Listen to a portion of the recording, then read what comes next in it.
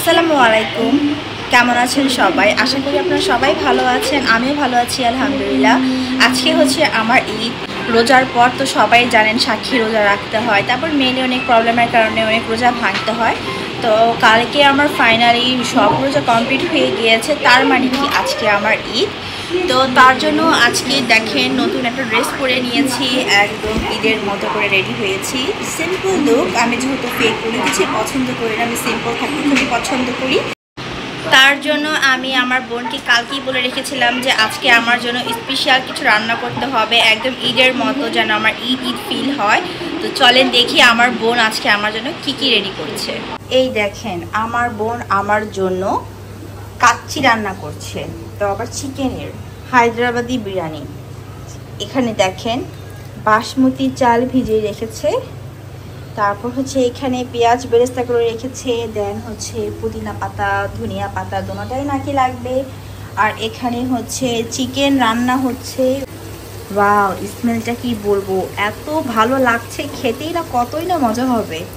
আর এখানে হচ্ছে পানি ফুটিয়ে নিচ্ছে ময় মশলা দিয়ে, জানি না কি করবে, যখন রান্না করবে তখন না হয় আপনাদেরকে দেখাবো।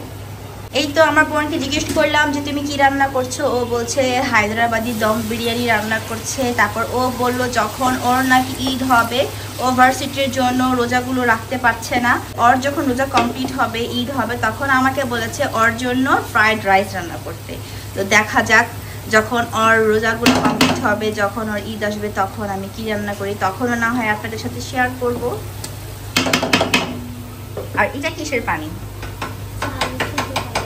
চালের জন্য। এটা কি চাল ফুটানোর জন্য? ও আচ্ছা, এটা চাল ফুটানোর জন্য পানিটা গরম করা হয়েছে অনেক ধরনের ময় মশলা দিয়ে। দেখেন পানিটা কত সুন্দর লাগছে দেখতে। এখন কি চালগুলো দিয়ে দিবা না? ওয়াও,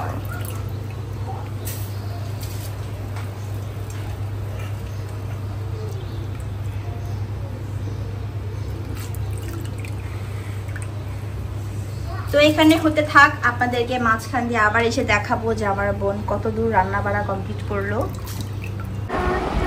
আজকে যেহেতু আমার ঈদ, আমার বোন তো ওখানে রান্না বাড়া করছে আমার জন্য। একটুখানি মেহেদি ছিল, না হয় একটু বসে বসে একটু মেহেদি লাগাই। আর এখানে আমার মেয়ে প্রচুর দুষ্টামি করছে, একটু মেহেদি লাগাই। তো কারা কারা মেহেদি লাগাতে পারেন? আমি তেমন লাগাতে পারি না, আগে লাগাতে পারতাম, বাট এখন তো একদমই পারি না। একটুখানি মেহেদি আছে তো, তাই ঠিক মতো হচ্ছে না। তো যা আছে আমার ইনাফ হয়ে যাবে, এটা দিয়ে প্রবলেম করতেছে। এতটুকু দিয়ে হয়ে যাবে, আমি বেশি লাগাবো না, জাস্ট একটু লাগাবো শখে।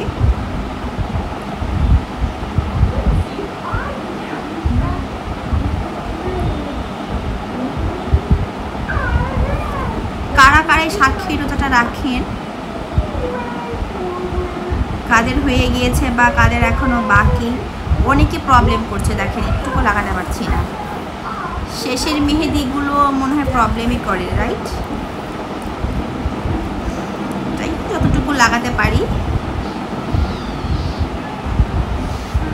লাগাতে পারলেই হলো। দেখেন সামনে তো কুরবানি ঈদ এসে পড়ছে। কুরবানিদের কারা এখনো মার্কেটিং শুরু করে দিয়েছেন, আর বেশি সময় নেই। রোজার ঈদ আসলেই কুরবানি ঈদ হাতে আর বেশি সময় থাকে না।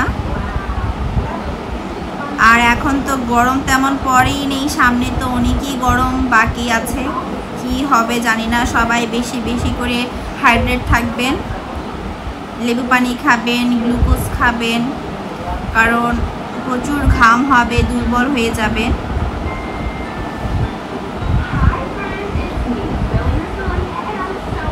আর এখানে আমার মেয়ে কার্টুন দেখছে।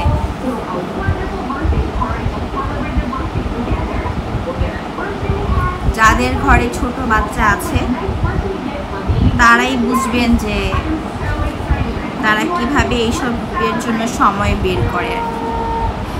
আমার মতো অনেক কিছু দিয়ে বুঝিয়ে দেন, সময়টা বের করতে হয়।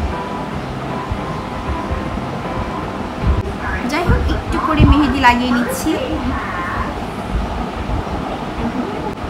এতটুকু দিয়ে হয়ে যাবে। দেখেন কেমন হচ্ছে। আমাকে অনেকেই বলে যে আপু আপনি চাইলে তো ডেইলি ব্লগ করতে পারেন, অ্যাকচুয়ালি সময় হয়ে ওঠে না, আমি তো এরকম পারি না, ওই ব্লগারদের মতো ব্লগ করতে পারি না, টুকটাক চেষ্টা করছি। তো ইনশাল্লাহ একদিন সেই ব্লগারদের মতো পুরো অ্যাক্টিভ হয়ে যাব। তো ক্যামেরার পিছে আমি পুরো মেহেদিটা লাগিয়ে নিই, তখন না হয় আপনাদেরকে দেখাবো যে আমি সিম্পলের মধ্যে কীভাবে আমার মেহেদিটা আমি লাগিয়েছি। এখানে মেহেদি লাগিয়ে নিয়েছি, কেমন হয়েছে, কোনো রকম উল্টা পাল্টা লাগিয়েছি। এতটুকুই মেহেদি ছিল, এক ফোঁটাও মেহেদি নেই, সবই শেষ করে ফেলেছি। এই দেখেন, এই তো দম দিয়ে দিয়েছে বিরিয়ানি। ভিতরের লুকটা দেখানোই যাচ্ছে না, কারণ এটা নাকি খোলাই যাবে না। খুবই দুঃখিত, দেখাতে পারছি না। 10 মিনিট পর নাকি দেখানো যাবে, তখন না হয় আপনাদেরকে দেখাবো লুকটা কেমন হয়েছে। দেখেন, আপনাদেরকে লুকটা দেখাতেই পারলাম অবশেষে। আমার বোন আমাকে দেখতেই দিচ্ছিল না, তার নাকি বিরিয়ানি নষ্ট হয়ে যাবে দেখলে। তো আপনাদেরকে এখন ফাইনালি দেখিয়ে দিচ্ছি। এখন বিসমিল্লাহ বলে এখন আমার বোন হচ্ছে একটু নাড়া দিবে, আর বলছে যে দোয়া করো যেন না লেগে যায়। একদম পারফেক্ট হয়েছে। দেখেন কালারটা কত সুন্দর হয়েছে। আমার তো এখনই ক্ষুধা লেগে গিয়েছে। কেউ যদি চান আমার বোনের হাতের বিরিয়ানি খেতে, নক করতে পারেন।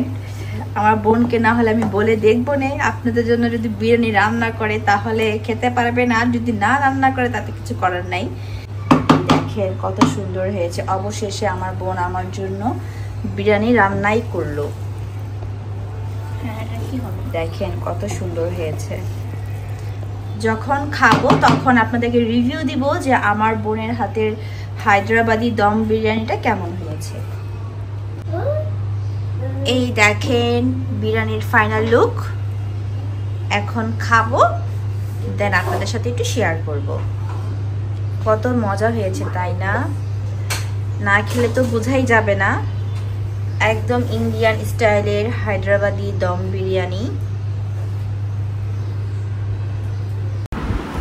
এই তো বিরিয়ানি নিয়ে চলে এসেছি।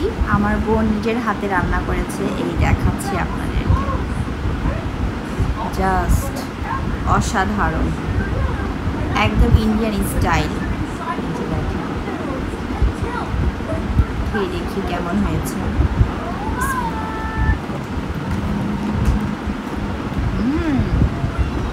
অনেক মজা।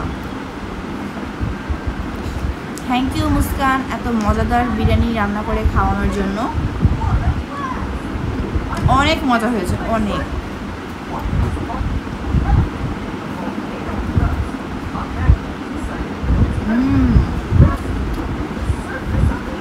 আর সাথে আছে স্প্রাইট। বিরিয়ানির সাথে স্প্রাইট না হলে তো হয়ই না। তো অফ ক্যামেরায় আমাদের খাওয়াটা কমপ্লিট করে নিই। যদি ভালো লেগে থাকে লাইক কমেন্ট শেয়ার করতে ভুলবেন না। আজকে আমার ঈদ ছিল, তো ঈদ তো প্রায় শেষই।